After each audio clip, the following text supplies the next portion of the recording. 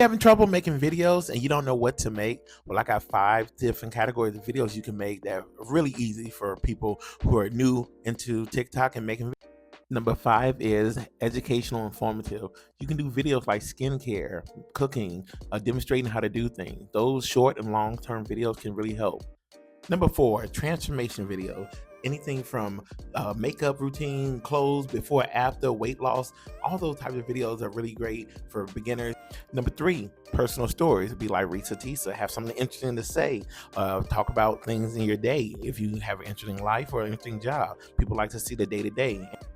Number 2, of course, this is still a dancing app. So doing a lot of different dances, whatever dance trend, bucket challenge, that kind of stuff. Look at whatever's current. Also, number 1 is challenges. A lot of challenges go very viral. People like to encourage other people to do challenges. So if you do challenges and you don't know what to do, look at these other videos that I told you to do. Look at the different videos and outcomes of it and see what works out. If you like more of these videos, just let me know in the comments below. Just put Chicago